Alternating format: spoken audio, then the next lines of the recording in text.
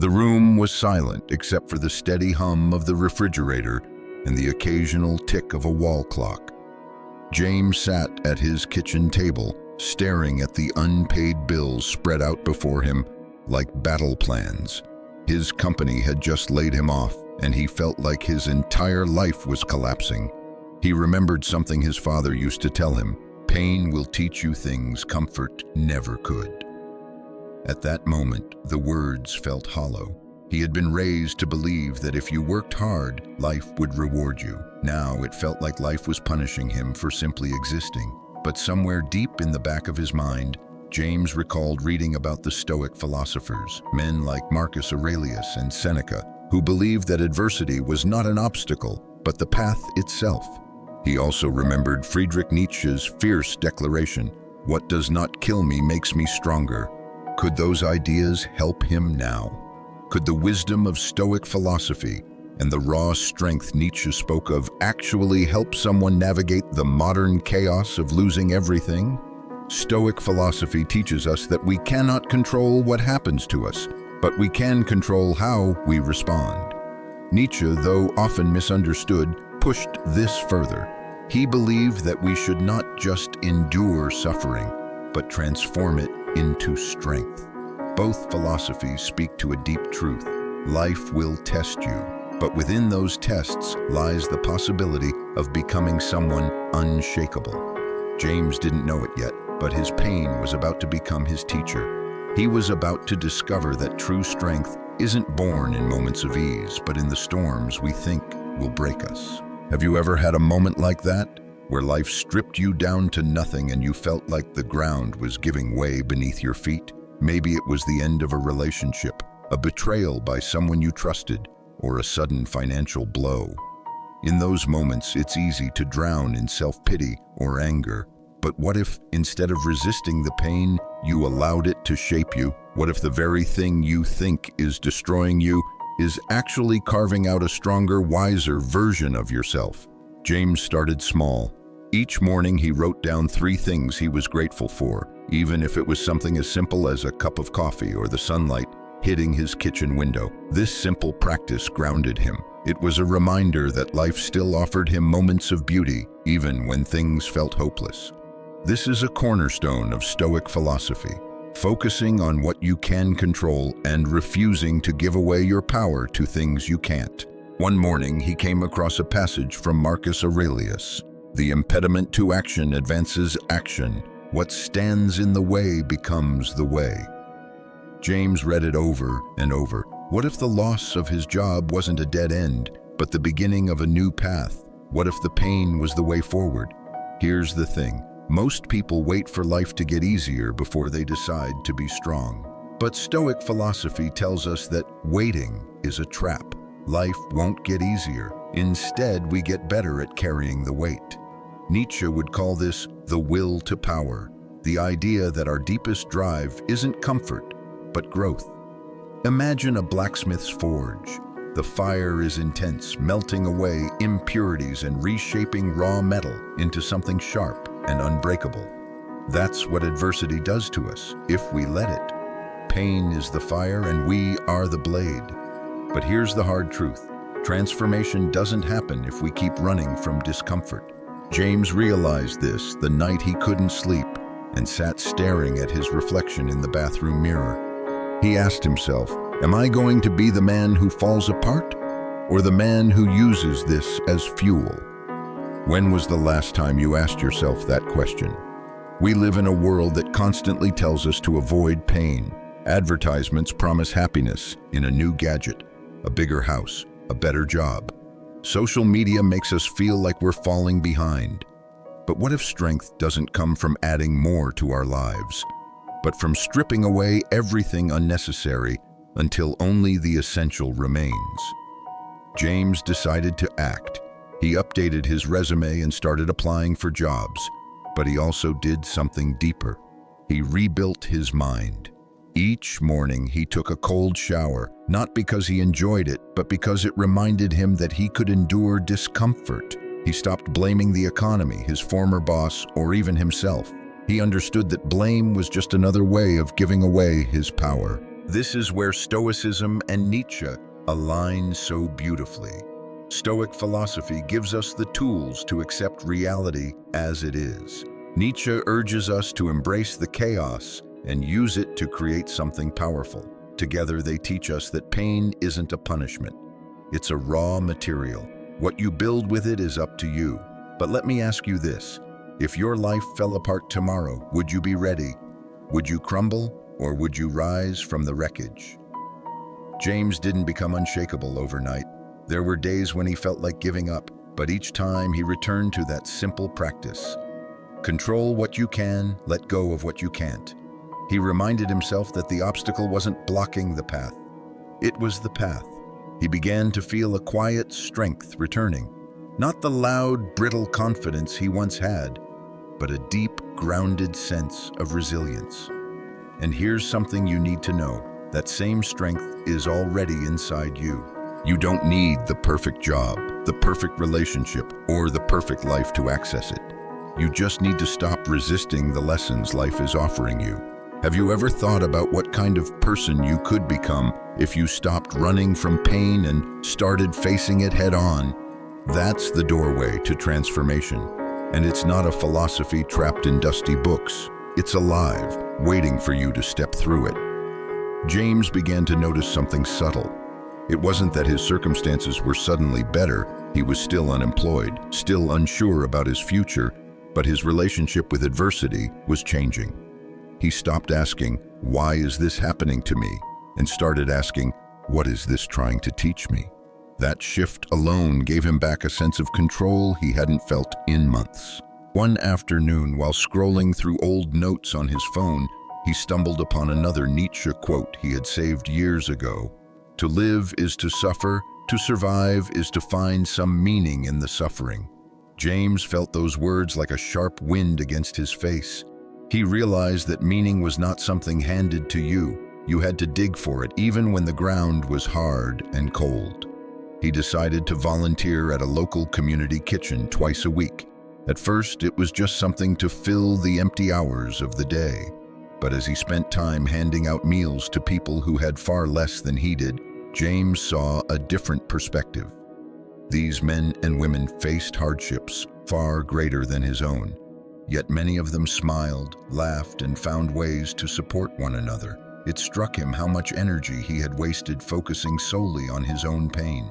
This, too, is a lesson from Stoic philosophy.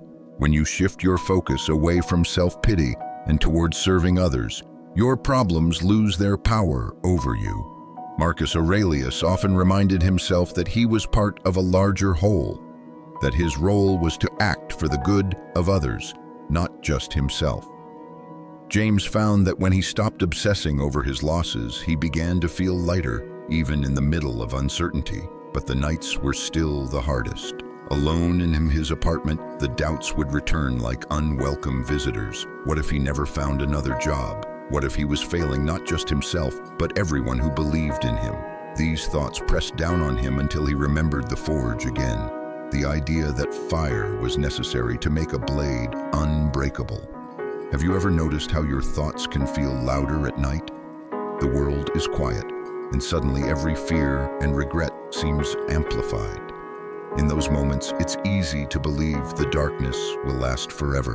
But here's the thing, your mind will try to convince you that pain is permanent. It's not.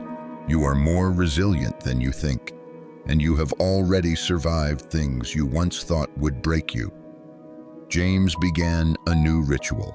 Before bed, he would write a single line about something he had overcome that day, no matter how small. One night he wrote, "I didn't give up, even though I wanted to." Another night, "I faced my fear of rejection and applied for 3 jobs." This small act helped him track his progress, a reminder that growth often happens quietly, without applause. One morning, he was invited to interview at a company he admired. He wore the only suit he still owned, the one he had worn to weddings and funerals, and sat across from a panel of managers. He answered their questions with a calm he hadn't felt in months. Even if they didn't hire him, he realized this was already a victory. He had shown up. He had faced the unknown without flinching. But Nietzsche's philosophy whispered something deeper to him that day. Don't just survive, create. James realized he had been so focused on finding another job that he had ignored a small dream that had been gnawing at him for years, starting his own woodworking business. He had always loved working with his hands, shaping rough pieces of wood into something beautiful. It was a hobby, but what if it could be more? This is where Stoic philosophy and Nietzsche converge in the most powerful way. The Stoics teach us to accept reality as it is, to build inner strength no matter what happens. Nietzsche tells us to take that strength and use it to create something meaningful, to turn raw suffering into art, business, relationships, whatever calls to us most deeply. Can you imagine what your life would look like if you stopped waiting for perfect conditions and started building right where you are? What dream have you been putting off because the timing isn't right? What if this struggle you're in now is the exact fuel you need? James began working nights in his garage, sanding, cutting, and assembling simple furniture. At first, it was messy and slow, but he didn't care. He was learning, growing, and for the first time in a long while, he felt alive. He started selling a few pieces online. Each order was a small victory, a signal that maybe he didn't have to return to the life he had before. Maybe he could forge something entirely new. There's a misconception about strength. We think it's about being hard, unfeeling, and untouchable. But true strength, the kind Stoic philosophy speaks of, is soft at the core. It's the ability to stay steady in the storm without letting bitterness harden you. Nietzsche echoed this when he wrote, "One must still have chaos in oneself to be able to give birth to a dancing star." James wasn't just surviving anymore, he was shaping his pain into something tangible. And with each new table, chair, and shelf he built, he was also building a stronger version of himself. Do you feel like life has knocked you down lately? Are you waiting for someone or something to rescue you? The truth is, no one is coming to save you. But that's not a reason to despair, it's a reason to rise. You are the rescue. You are the one who can decide here and now to stop letting pain dictate your life and start using it as fuel. Weeks passed, and James continued to work on his business while sending out job applications. One morning, he woke up to an email. The company he had interviewed with was offering him the position. It was a stable sum with good benefits, and for a moment, he felt a rush of relief. But then he looked around his garage at the half-finished projects and the orders waiting to be shipped and realized something. He didn't want to go back to who he was before. He politely declined the job and threw himself fully into his craft. It was terrifying, yes. There were no guarantees.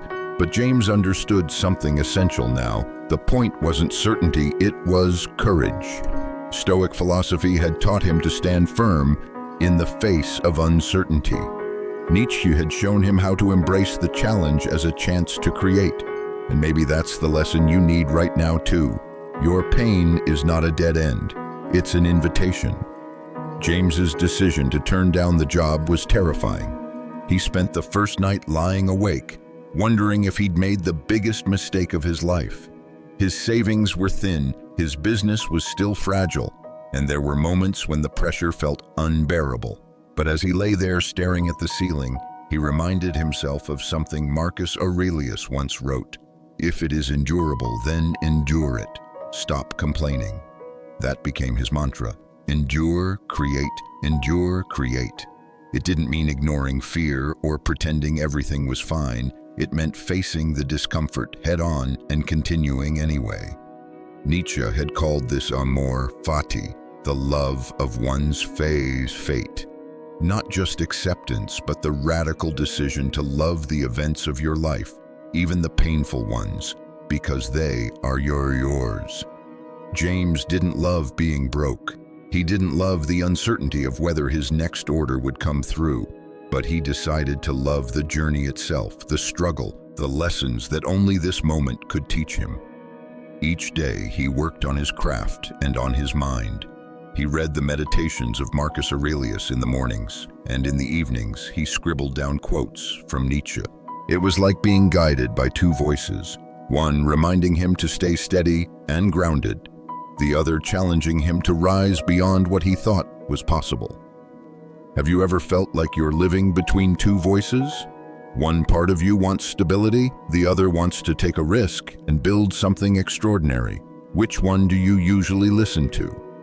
For James, the combination of Stoic philosophy and Nietzschean drive became a lifeline. He started to notice patterns in himself. There were days when fear made him hesitate to post his work online, afraid of criticism or failure. That's when Marcus Aurelius's words would come back to him. You have power over your mind, not outside events. Realize this, and you will find strength. He would close his eyes, take a breath, and post anyway. One weekend, a large order came in from a local cafe that wanted custom tables. It was the biggest job he'd ever had, and he was both exhilarated and terrified. He didn't know if he could meet the deadline, but he knew this was his chance to prove to himself that he could do hard things. This is the paradox. Growth almost always feels like fear. Nietzsche believed that we should seek out these moments, not avoid them, because they hold the keys to our evolution. He wrote, "The secret of a joyful life is to live dangerously, not recklessly, but with the willingness to step into the unknown again and again." Can you see how this applies to your own life? Where are you playing it too safe, convincing yourself that you'll take the leap someday? What if you made today that day? James worked late into the night, often collapsing into bed with sawdust still clinging to his clothes. His hands were blistered, his back ached, but he felt alive in a way he hadn't felt in years. Each table he finished was more than a piece of furniture. It was a testament to his resilience. But it wasn't all triumphs. One evening, exhausted and distracted, he cut a board too short and ruined an entire project. He threw the wood against the wall, rage boiling up in his chest. He wanted to quit. He wanted to walk away from all of it. Then he remembered a line from Epictetus, another Stoic philosopher. It's not what happens to you, but how you react to it that matters. He took a deep breath, picked up the pieces, and started again. This time, more carefully. It struck him how easy it is to forget that mistakes are part of the process. We demand perfection from ourselves, but growth is never linear. Have you ever given up on something because you made a mistake? What if you reframed those mistakes as teachers instead of failures? James delivered the cafe tables on time, and the owner loved them. They posted photos online and tagged his small business page. Within a week, orders began to pour in from people he had never met. Suddenly, he was booked out for months. It felt surreal. Just a few months earlier, he had been broke and broken, staring at a pile of unpaid bills. Now he was building something meaningful, not just for himself, but for the customers who loved his work. But James understood something essential. This wasn't just about furniture. It was about who he was becoming. Every challenge, every moment of fear, every late night in the garage was shaping him into a man who could weather life's storms without losing himself. There's a powerful metaphor in Stoic philosophy, the archer. You can control your aim, your stance, the strength with which you pull back the bowstring. But once the arrow leaves your hand, it's out of your control. The wind may carry it off course, your target may move, circumstances may shift. All you can do is focus on what you can control, the aim, and let go of the rest. James thought about this often. He knew he couldn't control the economy, customer demand, or whether every piece he made would sell. But he could control the effort he put in. He could control his attitude. That was enough. And what about you? Are you obsessing over outcomes you can't control? What would happen if you focused all that energy on what you can control instead? One night, as James was cleaning up the shop, he felt a deep sense of peace. It wasn't the kind of high-energy happiness that comes from temporary wins. It was quieter than that, a calm rooted in knowing he was on the right path. He realized this was the kind of joy Marcus Aurelius had written about, the joy that comes from living in alignment with your values, not from chasing external validation. Nietzsche would have called it self-overcoming. It's the moment you realize you're no longer the same person you were at the start of the journey. You've grown stronger, wiser, more capable, not because life got easier, but because you stopped running from its challenges. James closed the shop and looked up at the night sky. The stars were faint through the city's light pollution, but they were there, distant and unwavering. He smiled, thinking of Nietzsche's line about the dancing star. Perhaps that was what he had been forging all along, not just furniture, not just a business, but a new version of himself born from the chaos he once feared. James knew the world hadn't suddenly become easier. Life would continue to bring setbacks. The difference now was that he felt prepared to face them. He no longer waited for good fortune to arrive before he allowed himself to feel strong. Strength, he realized, wasn't something you find when the storm passes. It's what you build while the storm rages on. One rainy afternoon, James visited his father's grave. He hadn't been there since the funeral, too afraid of the grief that would rise in his chest. But this time, as he stood there in the cold drizzle, he felt something different. He whispered, "Dad, you were right. Pain does teach us what comfort never could." He thought of all the nights he had wanted to give up, all the fears he had faced alone, and the quiet pride in knowing he had endured. Nietzsche's words echoed in his mind.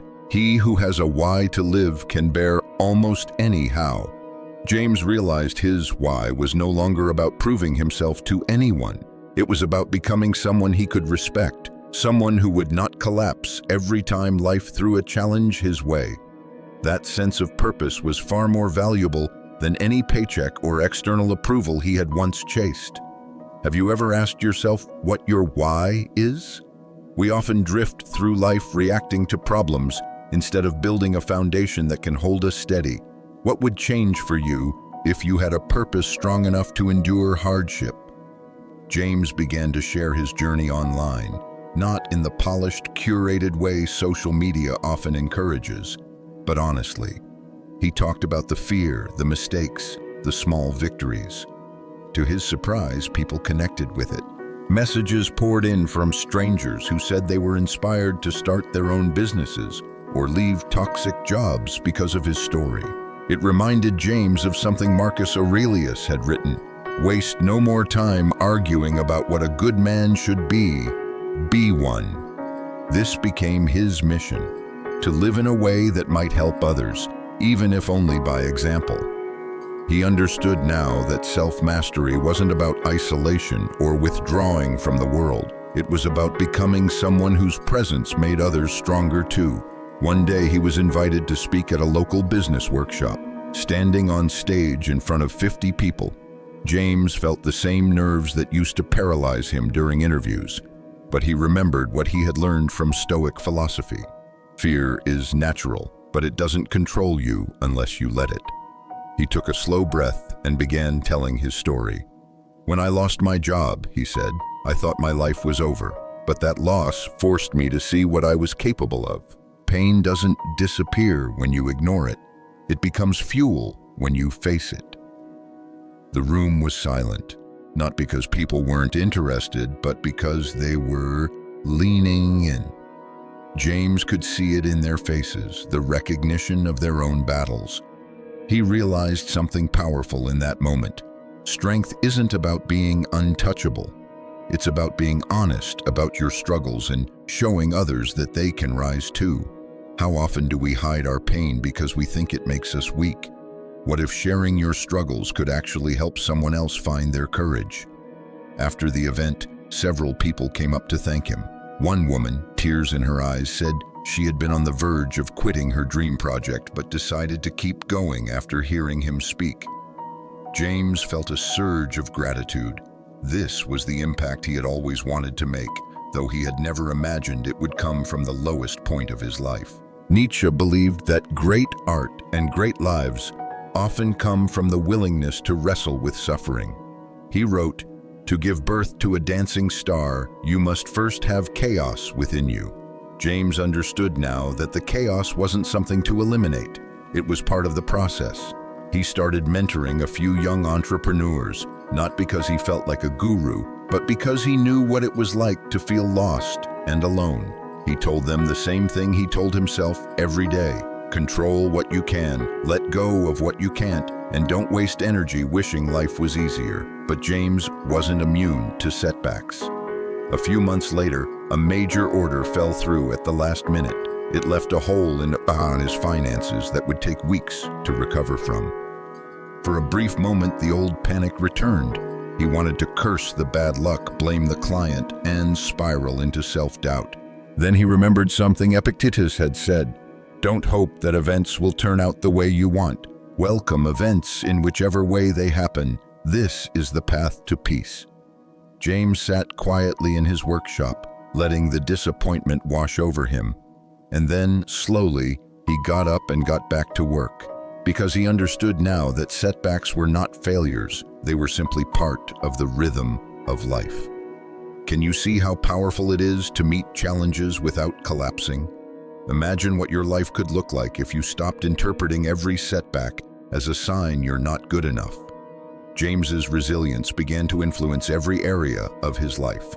He reconnected with old friends, reached out to family members he had been distant from, and found that his relationships were deeper because he was no longer pretending to be fine when he wasn't.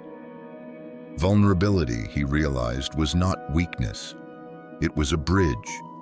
He also noticed that the constant craving for external success was fading. He still had goals, but they didn't define him anymore. He had discovered something far more valuable: self-respect. He could look in the mirror and see someone who had faced the worst and not run away. Nietzsche called this self-overcoming. The Stoics called it virtue, the alignment of your actions with your highest values. Whatever you call it, it changes the way you move through the world. You no longer need applause to feel worthy, and that kind of quiet confidence is magnetic. One evening, James received an email from a large furniture retailer offering to partner with his business. Years ago, this would have felt like validation, proof that he had finally made it. But now, he didn't see it that way. He didn't need their approval. He carefully reviewed the terms, negotiated for what he needed, and accepted only when he was sure it aligned with his vision. This was the ultimate test of everything he had learned, not letting excitement or fear cloud his judgment. Marcus Aurelius once said, "If it's not right, don't do it. If it's not true, don't say it." James realized this principle applied to business decisions as much as it did to daily life. And what about you? Are you chasing opportunities that don't align with who you want to be just because you're afraid of missing out? What would it feel like to slow down and make choices from a place of strength instead of desperation? That night, James walked into his workshop, turned off the lights, and just stood there for a moment. The faint smell of wood and varnish filled the air. He felt a deep gratitude for the journey, the losses, the lessons, the mentors from centuries ago who had guided him through words on a page. James stood in the darkened workshop for a long time that night, letting the stillness settle over him like a blanket. He thought about the man he had been a year ago, the one who stared at a pile of unpaid bills and felt like the world was collapsing. That man would have accepted any job just to feel safe again. But now, safety was no longer his highest value. Integrity was. Purpose was. He realized how much his mindset had shifted. Nietzsche had written, "Become who you are." At the time James first read it, the phrase had felt abstract, like a riddle. But now he understood. Becoming who you are isn't about achieving some perfect version of yourself. It's about shedding the layers of fear, doubt, and external expectations that keep you from living as your true self. Have you ever thought about how much of your life is dictated by fear? How many choices do you make because you're worried about what might happen if you take a different path? James wasn't immune to fear, but he no longer let it control him. When challenges came, and they always did, he welcomed them. He saw each obstacle as a teacher, sharpening him into someone stronger. This mindset gave him a sense of freedom he had never felt before. One afternoon, James received a call from a longtime friend, Mark, who was going through a painful divorce. Mark's voice cracked as he described how his world was falling apart. He said he felt like he couldn't breathe, like life had stolen everything from him. James listened quietly, remembering how lost he had felt not so long ago. He didn't try to fix Mark's problems or offer empty platitudes. Instead, he told him what he had learned. This pain you're feeling right now, it's not a sign that you're broken. It's a sign that life is giving you a chance to rebuild stronger. Don't run from it. Face it. Let it change you. Mark was silent for a long time before whispering, "I don't know if I'm that strong." James smiled gently. "You are. You just don't know it yet." This is one of the most powerful gifts we can give each other, not rescuing someone from their pain, but reminding them of the strength they already have. The Stoics understood this. Marcus Aurelius wrote, "Look well into yourself. There is a source of strength which will always spring up if you will always look there." James invited Mark to spend time in the workshop. At first, Mark resisted, saying he didn't know anything about woodworking, but James knew it wasn't about the furniture. It was about giving Mark something to focus on, a way to channel the energy of his pain into creation. Have you noticed how working with your hands, or even just moving your body, can calm your mind? There's something grounding about creating something tangible when your inner world feels like it's falling apart. Mark eventually showed up, quiet and unsure. James handed him a simple project, sanding a rough piece of wood until it was smooth. At first, Mark's movements were tense, impatient, but as the minutes turned into hours, James saw his friend's shoulders relax. He saw him lose himself in the rhythm of the work. "Funny," Mark said after a while, holding up the piece of wood. "I thought I was just smoothing this down, but it feels like I'm smoothing something in myself, too." James nodded. He knew that feeling well. Pain has a way of sanding us down, stripping away the layers of ego and illusion until only what's essential remains. As the weeks passed, Mark returned to the workshop regularly. He wasn't fixed, but he was stronger. He could see that his life wasn't over, that the suffering he was experiencing now was shaping him into someone wiser, more compassionate. James reflected on how similar Mark's journey was to his own. This, he realized, was the true gift of Stoic philosophy and Nietzsche's teachings. Not that they remove pain, but that they teach you how to carry it, how to transform it into strength. And what about you? Are you carrying pain right now that feels unbearable? What would change if you stopped seeing it as an enemy and started treating it as a teacher? James's business continued to grow steadily, but he didn't measure success the same way he used to. It wasn't about revenue targets or recognition. It was about the person he was becoming through the work.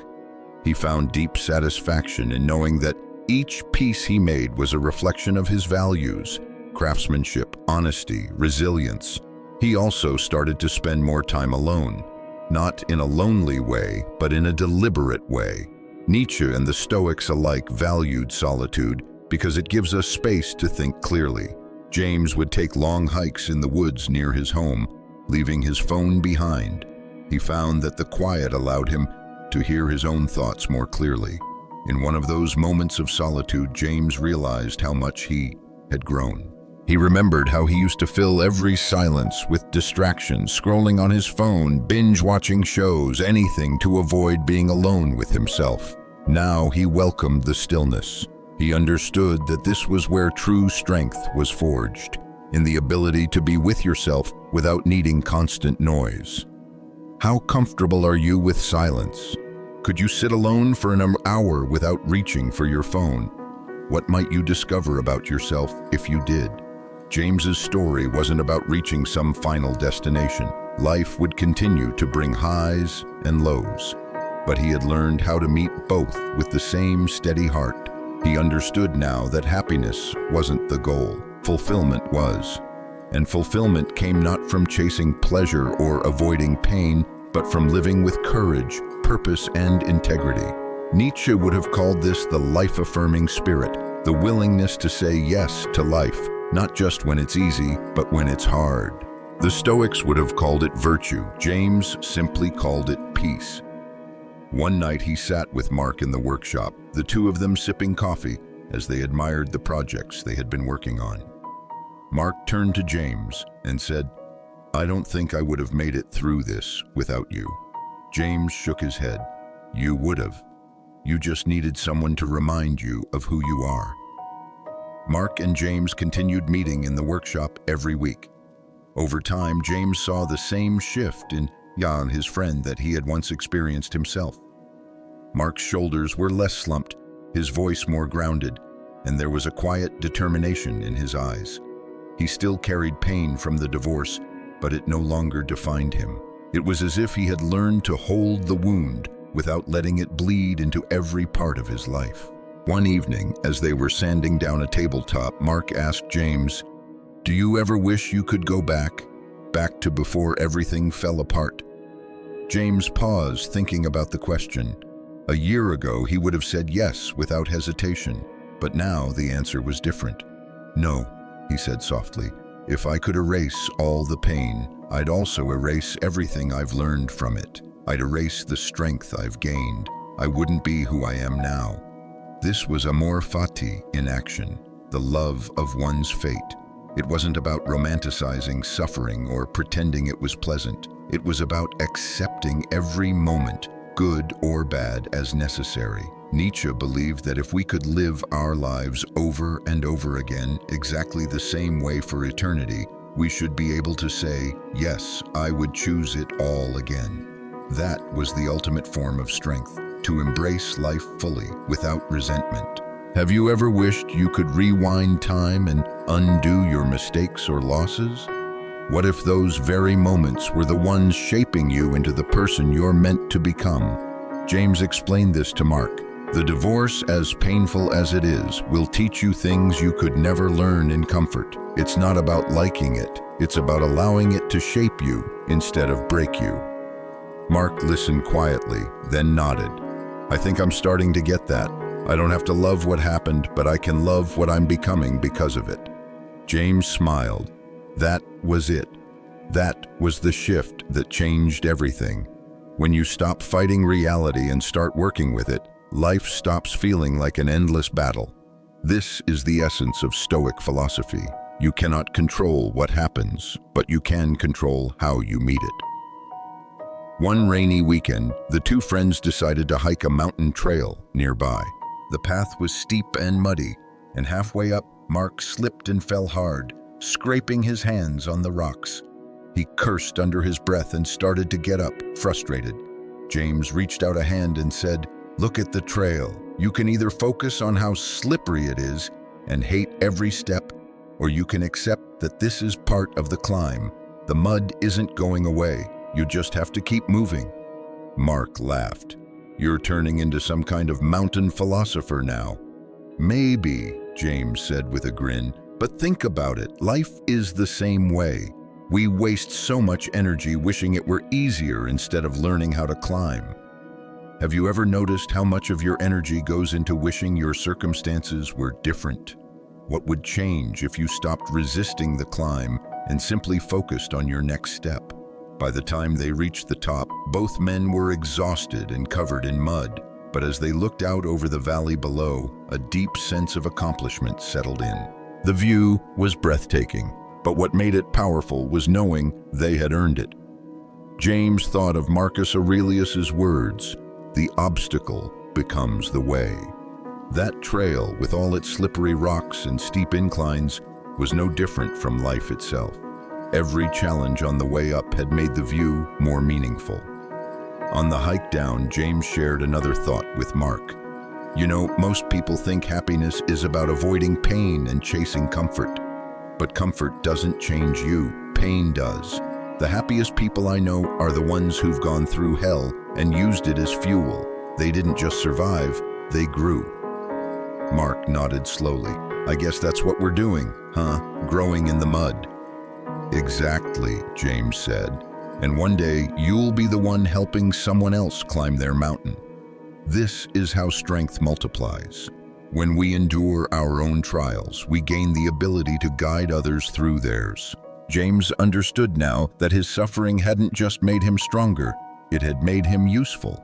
Have you ever considered that your pain might serve a purpose bigger than yourself? That one day your story could be the reason someone else doesn't give up? Back at the workshop, James began writing down lessons he had learned on his journey. He didn't plan to publish them or turn them into a book. He just wanted to organize his thoughts. But as he wrote, he realized these insights could help more people than he could ever meet in person. He decided to start a small podcast. He didn't have expensive equipment or a big audience, but he spoke honestly about Stoic philosophy, Nietzsche, and the lessons life had carved into him.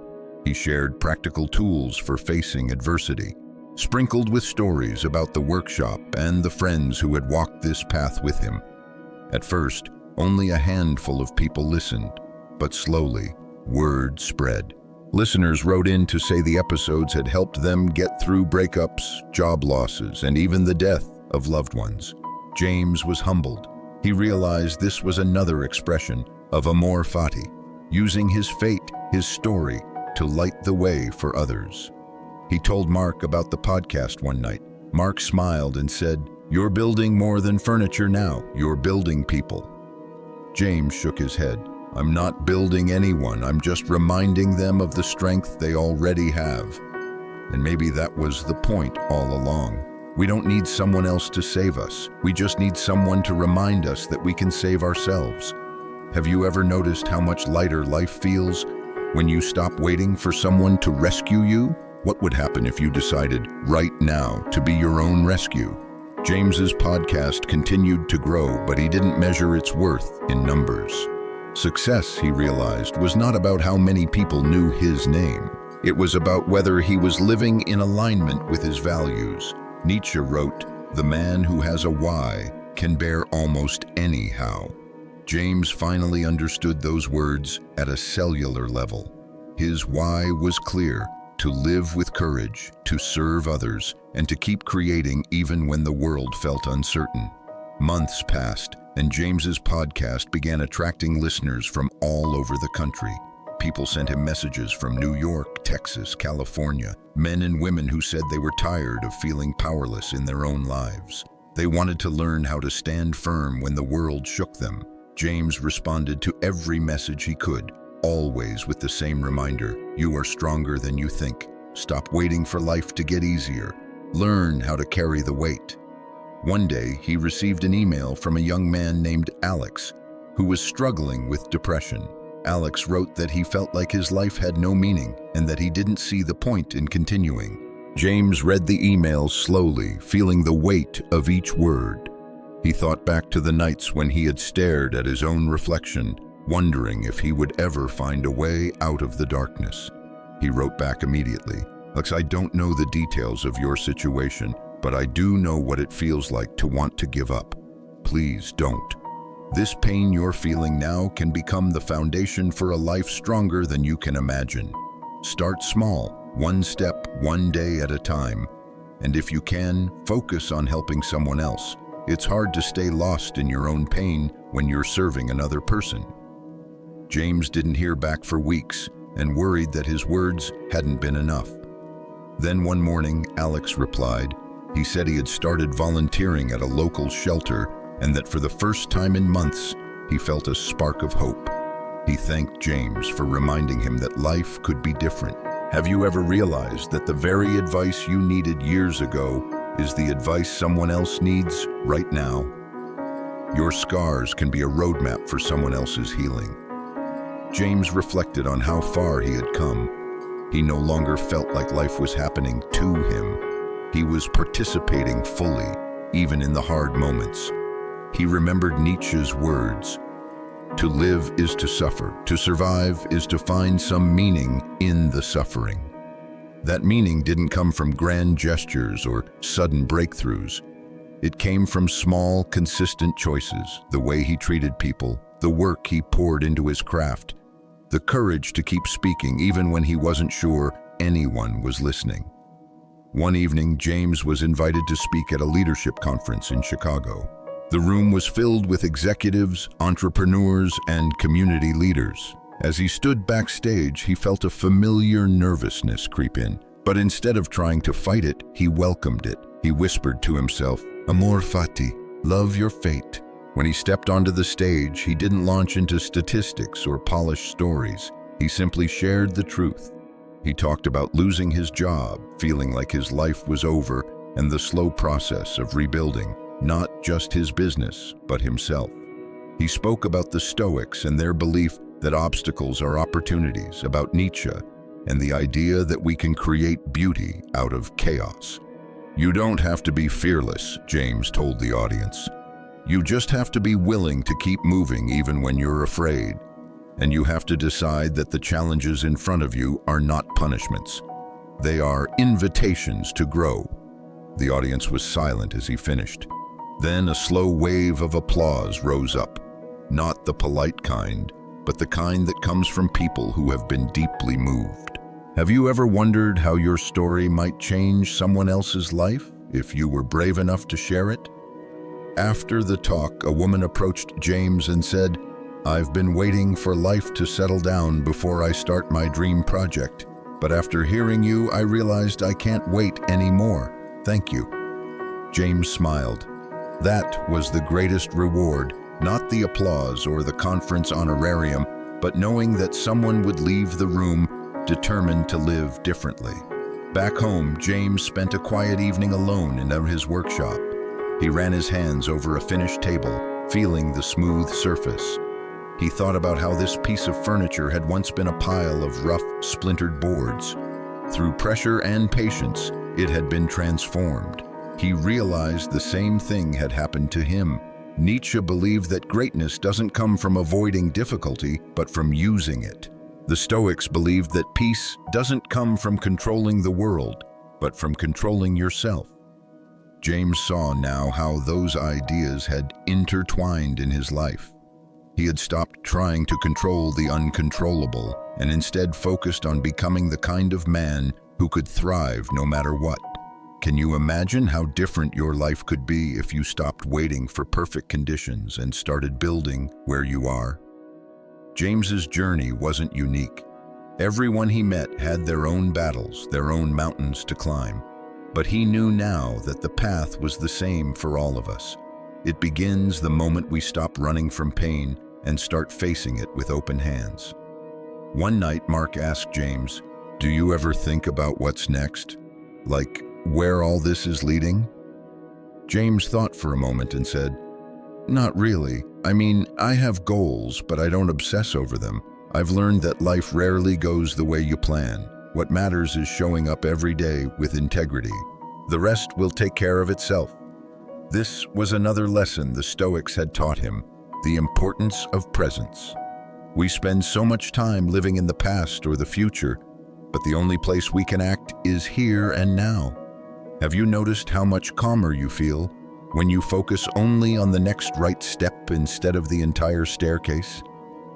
As James locked up the workshop that night, he felt the familiar sense of peace return, not because everything in his life was perfect, but because he trusted himself to handle whatever came next. That trust was the greatest strength of all. And so, when Nietzsche famously declared that he who has a why to live can bear almost any how, it wasn't a grand poetic gesture, it was a survival code, a Stoic code, though he'd likely scoff at that phrasing. But the truth is this: both Nietzsche and the Stoics converged on one vital truth, that suffering without meaning destroys the soul, while suffering with purpose forges it into something indestructible. Think about a modern man. Maybe he's sitting in traffic in Los Angeles, tired, worn out, trapped in a job he hates but can't afford to lose. His father left when he was young. He grew up fast, had to protect his mother, then tried to build a life with nothing but grit and the internet. He scrolls through Instagram and sees men with yachts and chiseled abs, women who would never look his way. It all feels fake, yet part of him believes he's less for not having it. Nietzsche would say, "Good, feel the lack. Let the pain cut through the illusion. The Stoics would nod. Don't run from this discomfort. Examine it. Hold it up like a philosopher holds up a gem to the light. Observe its facets, its weight. Because this pain, if used well, can become your foundation. It's not the absence of struggle that makes a man powerful. It's what he becomes through it. And you don't need to flee to the mountains or fast for 30 days to prove anything. You need only to choose, moment by moment, to remain unmoved by trivial pain and deeply moved by principle. A Stoic doesn't seek glory through loud victory, nor does he seek praise for enduring quiet hell. He simply acts in accordance with his higher self, again and again, until there is no distinction between what he endures and what he becomes. The gym bro in about his 20s who reshapes his body, not for validation, but because he wants to master his impulses. That's Stoicism. The single mother working 2 jobs who doesn't crumble from exhaustion, but shows up every day with calm dignity. That's Stoicism. The veteran facing PTSD who doesn't let his pain define him but uses it to protect others. That's Stoicism. The man who's been cheated on, broken, humiliated, and still chooses not to retaliate in bitterness but grow in silence. That's Stoicism. Rehook. What if every scar you carried wasn't a wound, but a map? A record of trials faced, endured, and overcome. What if your pain wasn't proof of failure, but the exact evidence of your becoming? Nietzsche talked of the Übermensch, not as a superior man in the arrogant sense, but as the man who overcomes himself. That's the bridge between him and the Stoics. They both ask us to confront the raw material of our life, our trauma, our fears, our longings, and shape it into something noble. Not for applause, but for alignment, for clarity, for truth. And you don't get there by feeling good. You get there by standing in the fire and learning not to flinch. That's what Marcus Aurelius did when he ruled an empire during plague and betrayal. That's what Epictetus did with a crippled body and a sharp mind. That's what Nietzsche did in madness, scribbling insights through the storm of his collapsing mind. Their lives aren't pretty, but they were real, unflinching, luminous with a kind of dark clarity, and that's why they still matter. Today, you don't have to face exile or war to live stoically. You have to resist the algorithm that tells you happiness is always just one more click away. You have to choose depth over distraction, integrity over applause, stillness over stimulation. It's in the quiet refusal to be owned by your desires.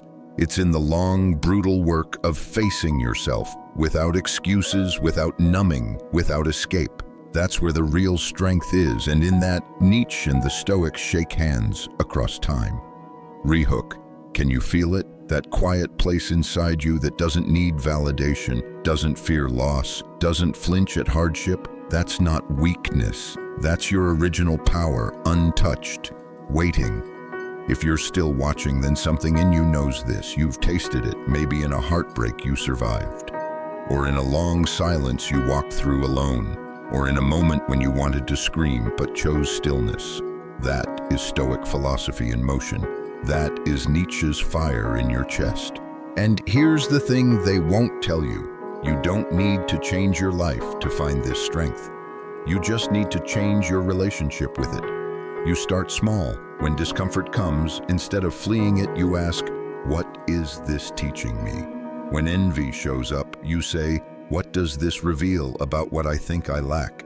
When pain knocks, you breathe and whisper, I can carry this. Because the truth is, the stronger you become inside, the less the world can do to you.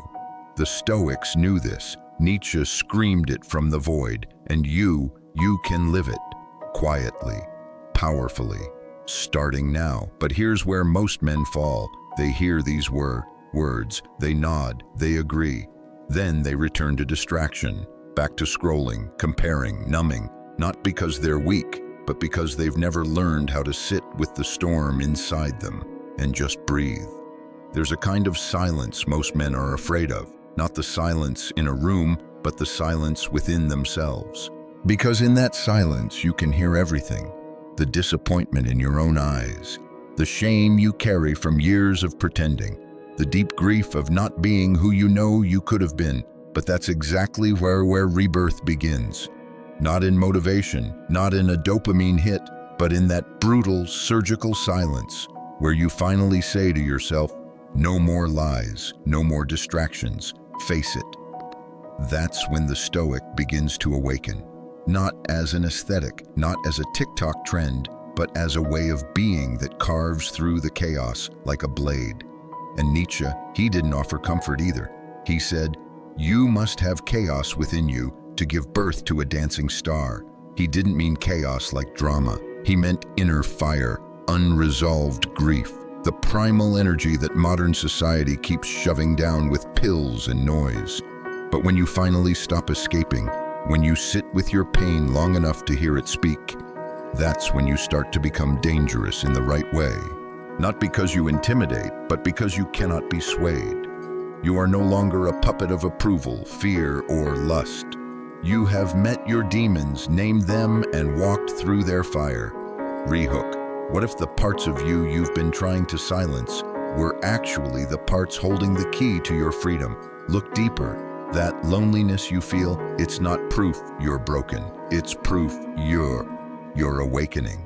Most people numb themselves to avoid that feeling. But a Stoic, he walks straight into it because he knows that only through emptiness do we discover essence. Nietzsche said, to live is to suffer, to survive is to find some meaning in the suffering. Meaning, that's the sword no one can take from you. That's what separates men who endure from men who transcend. And you don't find it by reading quotes or buying Stoic merch. You find it when you choose the hard path again and again, not for glory, not to prove something, but because you know deep in your chest, this is who I am. This is who I must become. A man who does not chase peace, but creates it within. A man who does not run from pain, but wields it like armor. A man who does not ask the world for validation because he's found something far more solid than applause, alignment with his own soul. Rehook. And when that alignment becomes your compass, even hell cannot shake you. You don't need comfort. You are the comfort. You don't seek safety. You are the mountain others lean on. That's the fire Nietzsche spoke of. That's the steel the Stoics forged in silence. And that, brother, is already inside you. Not someday. Not after 10 years of work. Now. There comes a moment in every man's life when he stands at the crossroads and silence asks him a question. Will you continue to run, or will you remember who you are? For the man in our story, the one who had everything, then lost it all, that question didn't come with thunder. It came in the stillness after the storm. He didn't need more success. He didn't crave revenge on the world. He just wanted to feel real again. Not as a performer, not as a brand, but as a man. And so he sat in his solitude, not as punishment, but as rebirth. No phone, no noise, no external affirmation, just him and the wreckage of the self he used to be. And in that wreckage, he found something most men never do. Stillness, not the fake calm of detachment, but the grounded silence of a man who has faced everything inside him and didn't flinch. That stillness is the birthplace of power, and that's where the Stoic path truly begins. Not with pretending you don't feel, but with the courage to feel fully and not be owned by it. Rehook. How many men do you know who've mastered their mind, but still run from their soul? Stoic philosophy isn't about emotional constipation. It's about transmutation, taking the raw, messy, fiery chaos of your life and forging it into clarity, strength, and direction. And this man, our man, he started walking differently, not faster, not louder, but with presence. Women noticed, not because he was trying to impress, but because he wasn't trying at all. His peace wasn't performative, it was earned. He no longer needed to chase anyone. He no longer needed to win every argument. He no longer needed to explain himself to the world, because once a man becomes whole, the world senses it. He doesn't need to say much. He doesn't need to prove much. He simply is. And that's where Nietzsche's dancing star finally comes to life. Not in fireworks, but in quiet power. A man who has suffered, endured, unraveled, and rebuilt, not from ego, but from essence.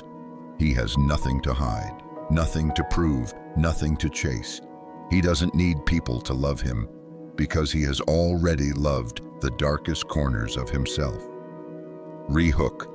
Imagine if you stopped trying to be impressive and started becoming inevitable. That's what the Stoic man is, not a trend, not a brand, but an inevitability, because pain sharpened him, solitude refined him, and now he walks this earth with the quiet certainty of a man who knows who he is, knows what he stands for, knows what he will never again tolerate, not because he's angry, but because he's free.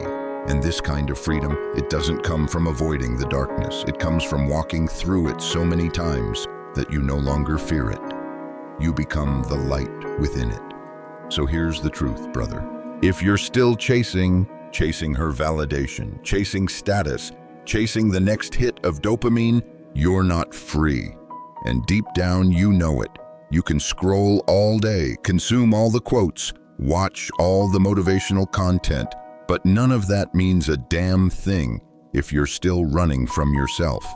This is your invitation, not to become perfect, not to suppress your emotions, but to stand still long enough to hear the man inside you who's been silenced for years. He's not weak, he's not broken, he's just waiting for you to stop pretending, because when you stop chasing, you reclaim something sacred, your masculine presence. Not the kind that screams, not the kind that flexes, but the kind that holds the room with silence, that looks in the mirror and doesn't flinch, that carries calm like a weapon and walks with clarity like a sword. This world doesn't need more noise.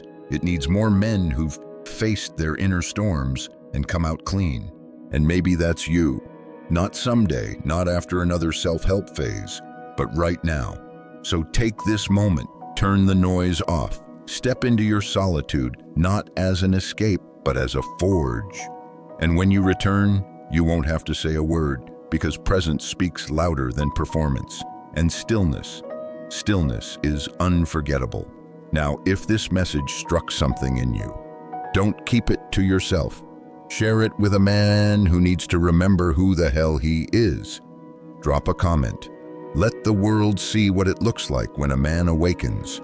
Because we're not here to entertain. We're here to remind you, you were never lost. You were just disconnected.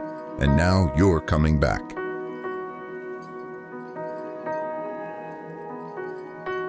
Subscribe for more truth, more power, more philosophy that doesn't just sound good, but transforms the way you walk as a man. You're not alone on this path.